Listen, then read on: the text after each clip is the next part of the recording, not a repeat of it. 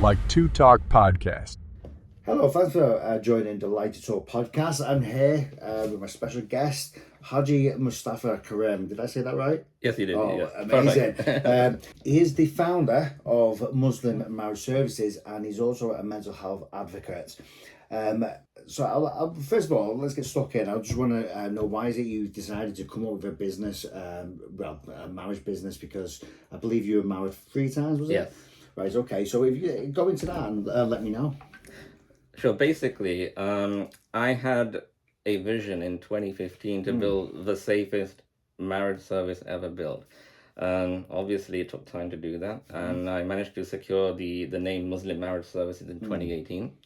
And it's been a long process. We did launch in 2023 after a couple of years of R&D. We got a world-class team in Kolkata in India, my mum's paternal home city. And I visited the team last year whilst I was in Bangladesh for most of the year. That was great. And such an important thing now in terms of why we need such a secure service. A lot of other sites are out there. They talk about the need for culturally aligned Muslim marriage services. But the problem is some of these sites are traditional, so they don't actually align with the modern values that we should be looking at. Okay. They don't deal with ID checks, and that's unfortunate. And a lot of these sites are imam approved, which is ironic. They believe in community blind trust to actually go through security. So if you've got a problem, then how is the community going to actually say who's fake on the system? With our system, that's virtually impossible with our Yoti digital ID checks. Okay, how does it make it impossible? Because you must get black accounts joining you. What kind of checks do you go through? Well, the most important thing is a social impact fee. That's critical. So there's an actual paywall defense mechanism. So that will attract true members who care about social impact activism. And especially amongst the Gen Z people, those communities, they love that sort of thing. So that will attract people who think, okay, it's not a free site, but the social impact fee, that is what I care about. They care about what's going on in the world, and therefore they don't have an issue going through an ID check. That will virtually prove who's actually coming on board. I'm not saying it's impossible to fake, but a profile, but it's virtually impossible to do so. Because it's airport level security with Yoti, and they're a certified B corporation, similar to our certified social enterprise status. Yeah. So are all these people that go onto your website, they all looking for love? Are they all looking for the person they want to settle down with? Because I believe with Muslims, they can have up to 4 wives at a time. How do you monitor this? Are they allowed to go on your website and get as many wives as they want, or have you got a cap on that? So polygamy is a general term for marrying multiple spouses, including polygyny, a man with multiple wives, and polyandry, a woman with multiple husbands, practiced really in parts of India, Nepal, and Africa. Islam only permits polygyny, but more to the fact, non-sororal polygyny, where the husband cannot marry 2 sisters at the same time. Nice. And there are reasons for that. And even then, under strict conditions of justice, equal financial support, and fair treatment of all wives. And historically, it's also served to protect widows and orphan children after wars. Unfortunately, some men, particularly in the West, misunderstand this allowance, assuming it's a God-given right to marry multiple wives without meeting these conditions. In such cases, they're often not mentally or financially prepared to provide for their wives equally, which goes against Islamic principles. And that issue was highlighted quite well by a Channel 4 documentary in 2014 called The Men with Many Wives, which highlighted the fact there's around 20,000 polygynous marriages in the UK alone. Right, okay. Good answer. But is this all explained on your website? And are you strict and do you monitor all this on the website? So yeah, that's a great question.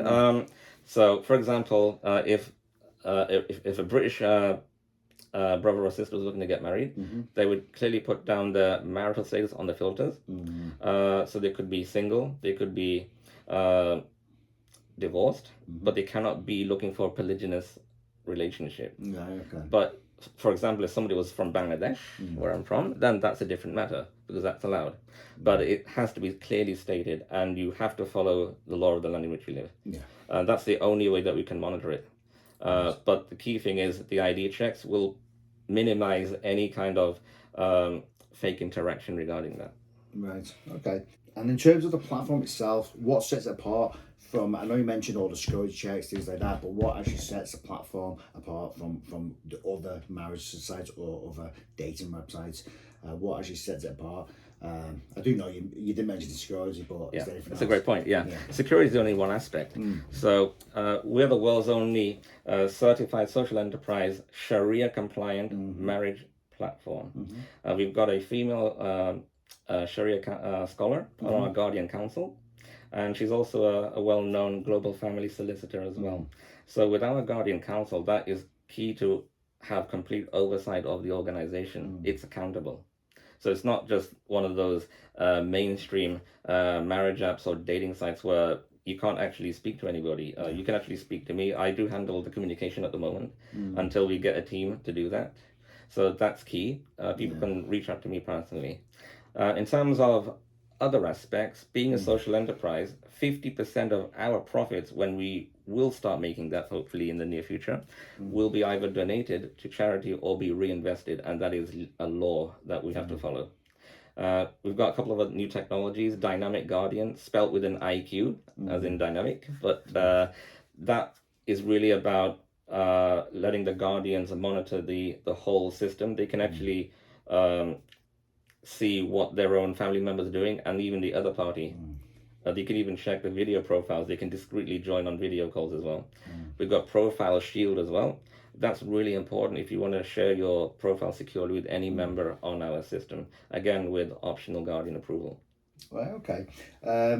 Also, I know you spent a lot of, you invested a lot of money in this. How much does the whole thing, if you don't mind me asking, cost you to set up from start to finish?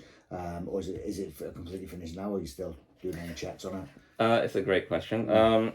Any kind of venture like this requires substantial investment. It's not a cheap thing. Yeah. Whereas you can create a reasonable app for about $5,000, but you're not going to get any digital ID verification built in. It's just not possible. That requires a lot of money, and it's better to do that from the beginning as opposed to doing it later on down the line. It's been a work in progress, and it'll always be a work in progress. Things are changing all the time with AI systems and all that. We already have AI built in with Yoti ID checks. So it's been a huge undertaking, personally, mentally as well. I do work till 3 o'clock in the morning sometimes. So anybody who's into social entrepreneurship especially will understand how tough it is. So it's what I love doing. It's something that we do need, and it's something that will hopefully grow very well. Brilliant. And what kind of stage is it at the moment? Are you making a profit on this, or is it just in early stages? Very early stage. So although we have launched, it's going to take time to get people joining.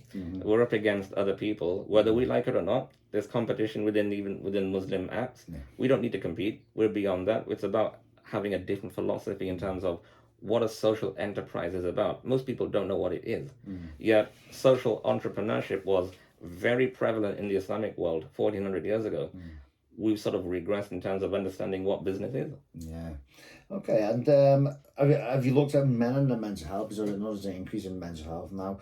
Do you, part of your business, do you look into that as well? Because obviously you don't want to match one person that's struggling mentally with somebody else, because that could obviously have some kind of effect with the relationship. Do you look into that as well? As you are a mental health advocate as well, so obviously this is a big part of your company. And it also goes further than that. I mean, if you look at what I had to go through, I was 14 when my dad died. And I was the only one in that situation in our South Asian and medical communities to be bereaved at 14. Nobody else was. And I struggled a lot in terms of what I was going through. There was no mental health support from the NHS. You had to ask for it, and I didn't realize that at the time. I thought, okay, I'm bereaved. Surely the NHS is going to help me. Yeah. But I guess in those days, and this is 1989, NHS wasn't prepared for this kind of thing. It's a lot better now, but a lot has to be done to help people from the ethnic minorities, and especially when you're a son, the only child, you're going to miss out, in a lot of ways, direction in life, vision, guidance, mastery of life experience. I didn't have that. And this is why our innovative mental health clinics, which will be delivered very soon, hopefully, that is going to address mental health for everybody, for both men and women, regardless of background, but especially for people who absolutely need it. So in terms of the Muslim community, why do you think they don't talk, or they're not upfront about men's health a lot more? I guess, should we even say the word scared? That's a real possibility. They're very reluctant to talk about it. It's all about strength, masculinity. How would people see them in the community if they mention this sort of thing? But it's important to note about the historical contributions to psychiatry from the Islamic point of view. The first psychiatric hospitals came from Islam. The golden age of civilization saw the establishment of the first psychiatric units, known as Bimaristans, in cities like Baghdad, Cairo, and Damascus. A lot of the treatments are pioneering. Physicians like Al-Razi in the 9th century, they developed innovative treatments like talk therapy, which is very common nowadays, a form of psychotherapy for psychological conditions.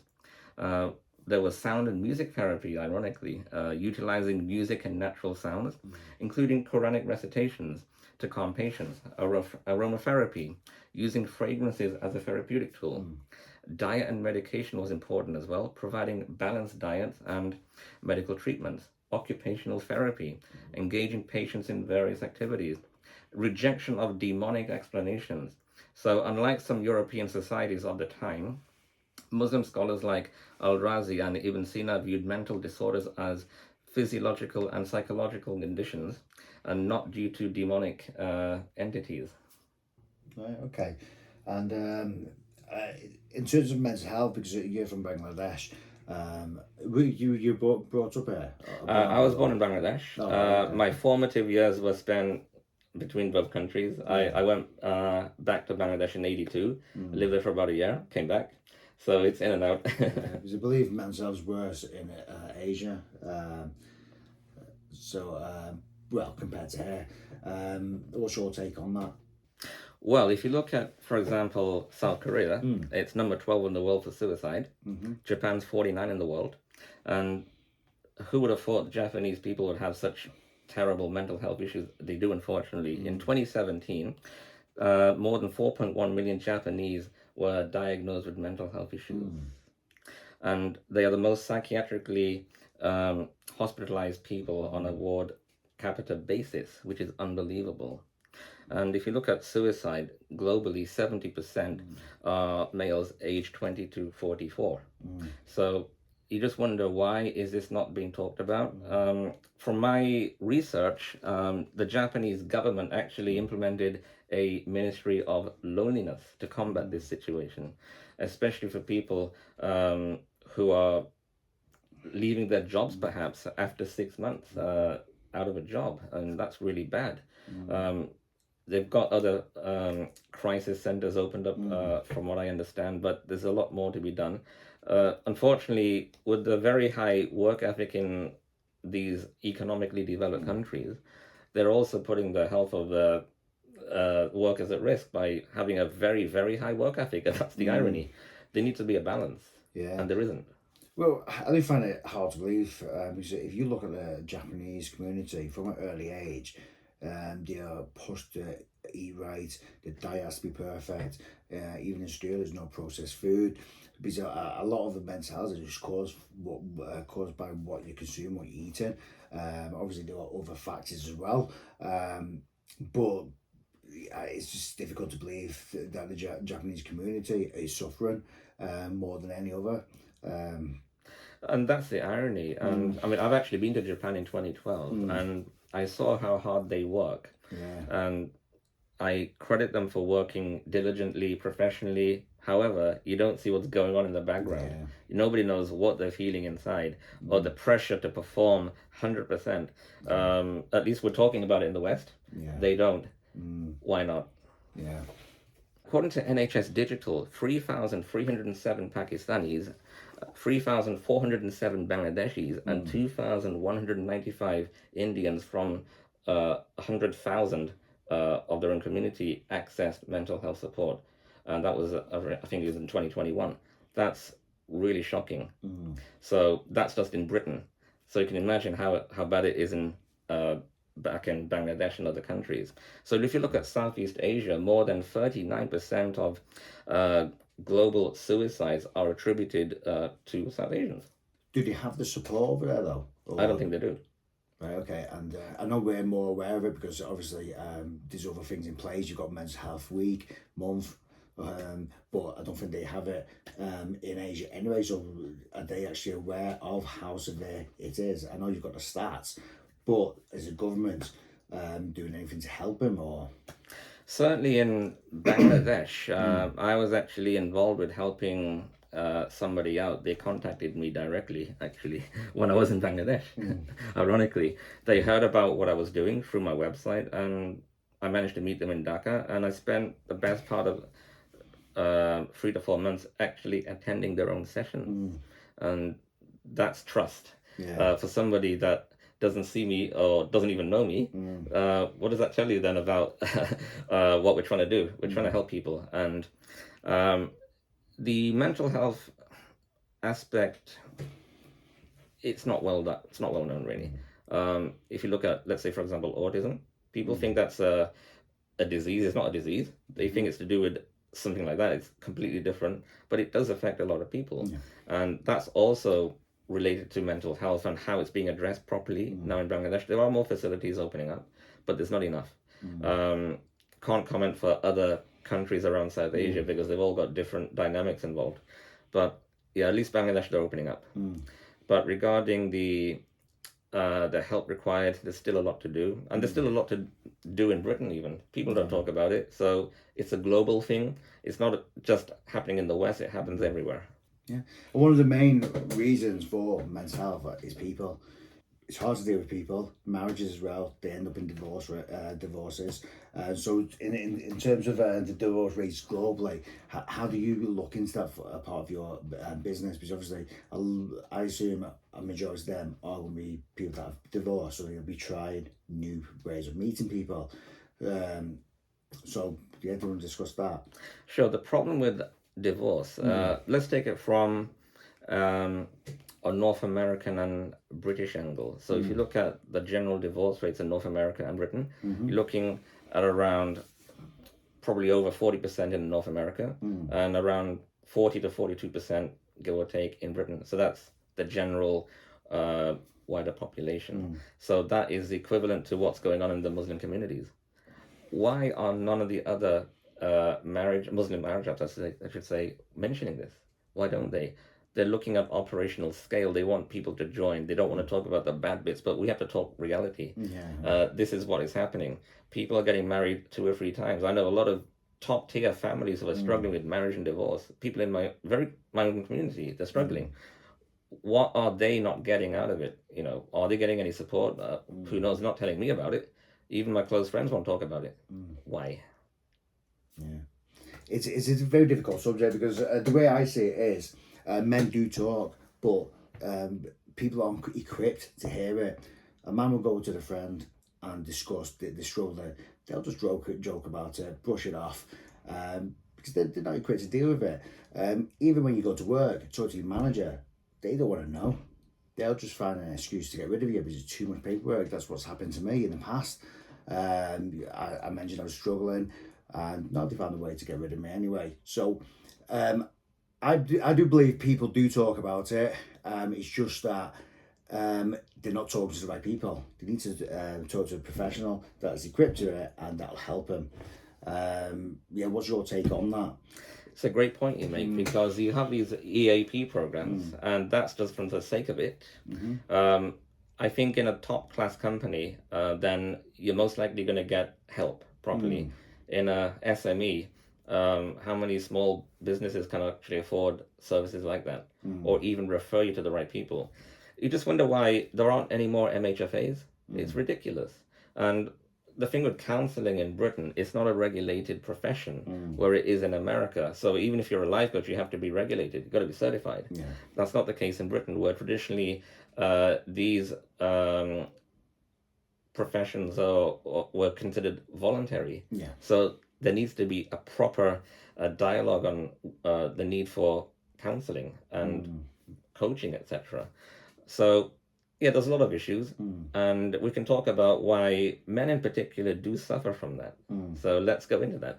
I mean, regarding men's mental health, there are several related reasons, and it's both cultural and psychological. Societal expectations and masculinity norms from a young age.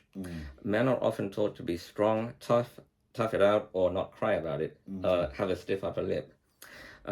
Expressing vulnerability is sometimes seen as a weakness, so men suppress their emotions or to conform to these expectations. Yeah, I believe men has to suppress a certain amount of feelings anyway, because they've got a lot to deal with. They've got family to support, they've got this. If they start breaking down, they're not able to support the family, go to work, because they're broken down. That's the problem in society now. They become weak because they're all expressing themselves. They're all, what's the word? Stigma. Yeah. Yeah, so yeah, and that's the problem we're having now. Yeah, men are 2 weeks now, so they've lost their masculinity, and it's not their fault. Society hasn't helped. So, I mean, there is the fear of a judgment or stigma. Many men worry that sharing a mental struggle will make them look less of a man socially or professionally. The mental health stigma is stronger for men in many communities, especially around depression, anxiety, even PTSD. There's a lack of emotional vocabulary or awareness. Some men haven't been encouraged to identify or articulate how they feel. So they struggle to put their mental state into words. Problem-solving mentality. Men are often socialized to fix problems rather than talk about them openly. So instead of sharing feelings, they try to cope privately or distract themselves, which can worsen stress over time. There's also a fear of burdening others. Some men avoid discussing struggles because they don't want to worry or burden family, or family, friends, or partners wouldn't know anything what's going on.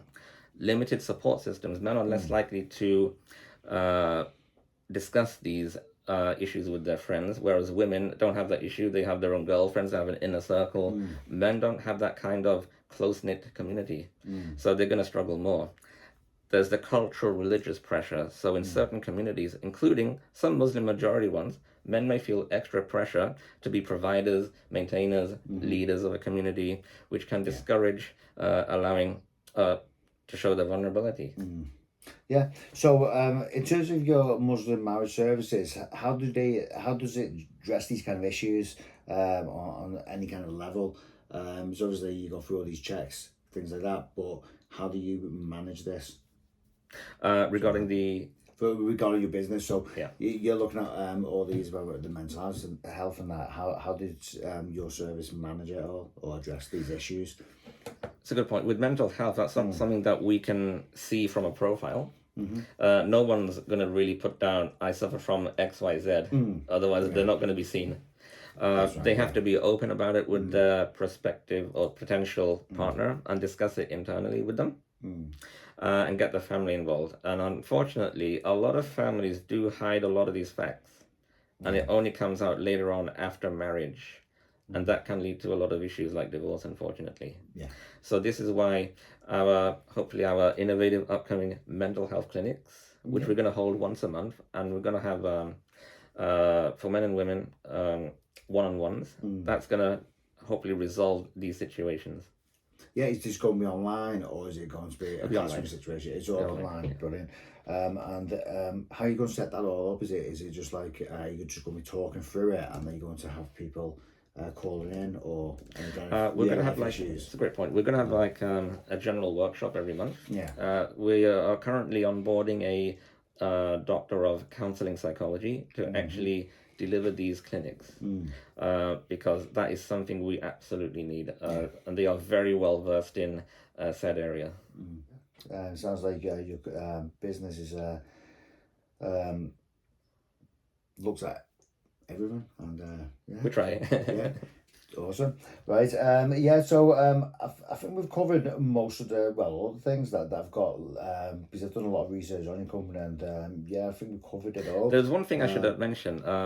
With our female Sharia scholar, Samara Iqbal, she is also a family solicitor.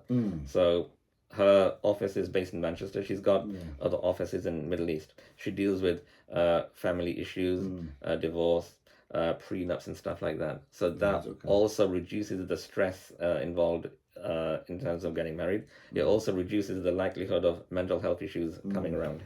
Yeah, is she contactable, or is it just all through your website?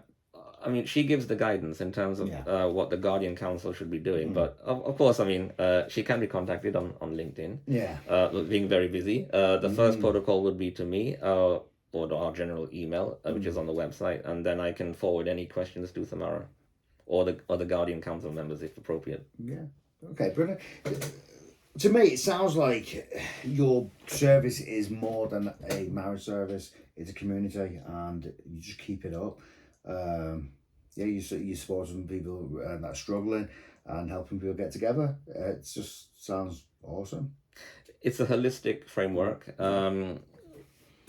It has to be a one-stop shop in terms of what matters. It's not just about marriage. Anybody can create a marriage site, but not everybody can actually put it all together in terms of what you actually need. Family, legal support.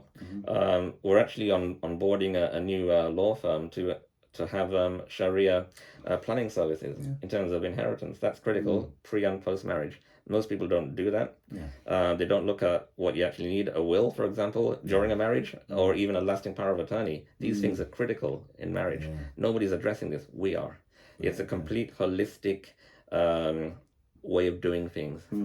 Right, awesome. That sounds good. Have you got anything else to add in terms of your company and myself, or have you got anything to add? Well, I mean, we could go on and on. Ironically, most of my advisors are non-Muslim, and for whatever reason, I get on better with non-Muslims. That's why they help me out. My brand was selected by Martin Warner, who's one of the world's top entrepreneurs. He's a UK entrepreneur, and I was one of 30 startups that was selected last year for his entrepreneur seminar program. Yeah, awesome. Okay, thanks a lot for coming in to talk to us, and thank you for joining the Like2Talk podcast. Okay, take care and good mental health. Thank you so much for having me. No problem. Thank you. Like2Talk Podcast.